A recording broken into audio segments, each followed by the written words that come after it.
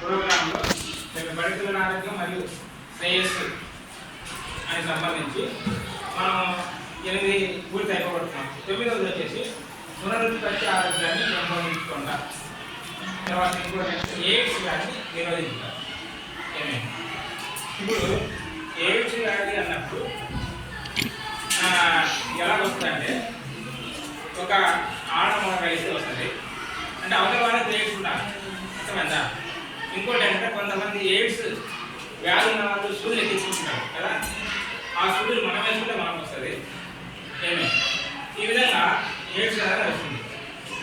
ఈ హెచ్ఐవి అంటే ఏంటంటే వైరస్. ఇది హెచ్ఐవి అనేది వైరస్. దీన్ని కంట్రోల్ చేయొచ్చు మనం. ఎయిడ్స్ ఉంది.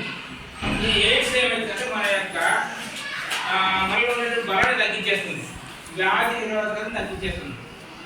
మనం కొన్నిసార్లు ఇప్పుడు సపోజ్ మీరు కొట్లాడితే సమానంగా కొట్లాడతారు, పెద్దలతో కొట్లాడాలనుకున్నారు ఎవరన్నా. పెద్దల ముందు ఏం చేస్తారు, మీరు పని రావు కదా, వాళ్ళు తినమే మారేసిపోతారు.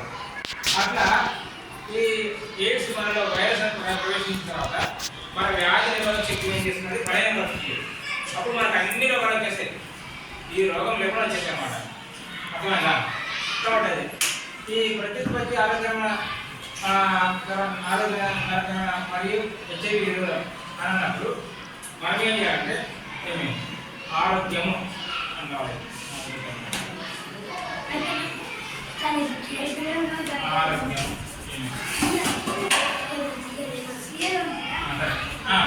కాబట్టి ఇప్పుడు ప్రతి ఒక్కరికి అంటే స్త్రీలకి పరిస్థితి రావాలంటే మగ పరిస్థితి రావాలంటే వాటిని జాగ్రత్తగా మనం ఏం చేయాలంటే ప్రతిరోజు స్నానం చేసేటప్పుడు నీట్గా శుభ్రపరచుకోవాలి. ఇప్పుడు అందుకని ఎందుకు చెప్పిన అండర్వేర్ చెప్పిన అమ్మాయి గాయాలు కావచ్చు, పని కావచ్చు, ఏం చేయాలి, తప్పు పంచలు ఉతుక్కోవాలి. అర్థమైందా? తప్పని అవి ఉతుక్కోకుండా ఏమని తెలుసా, చెమట పడుతుంది. అవునా కదా? చెమట పట్టడం అనేది మనకు కొన్నిసార్లు దుర్గ పెడుతుంది.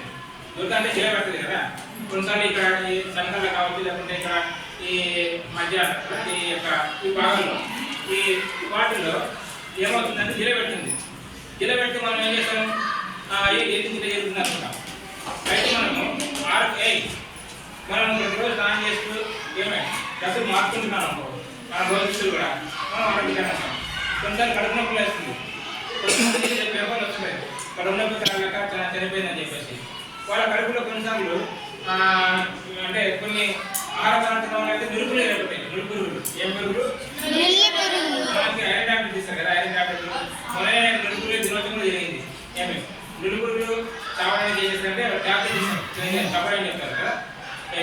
కాబట్టి అందరూ కూడా బాగా నష్టపోతుంటారు.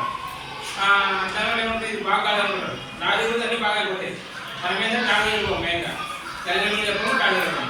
ప్రతిదీ తల్లిదండ్రులు చెప్తే మన తెలుసా మంచి ఆరోగ్యం ఉంటుంది.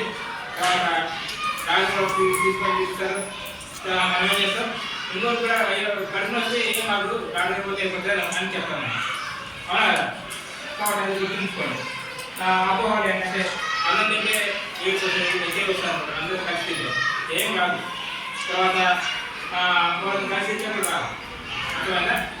అయితే ఎప్పుడు వస్తుందంటే వాళ్ళతో మనము వాళ్ళు వాడిన సరికి మనం వాడితే సూదులు ఉంటాయి కదా, లేకపోతే వాళ్ళతో మనం ఇల్లీగల్ కాంటాక్ట్స్ పెట్టుకుంటే ఇలాంటి వరకు మనకు ఈ హెచ్ఐవి అనేది వస్తుంది, ఎయిడ్స్ అనేది వస్తుంది.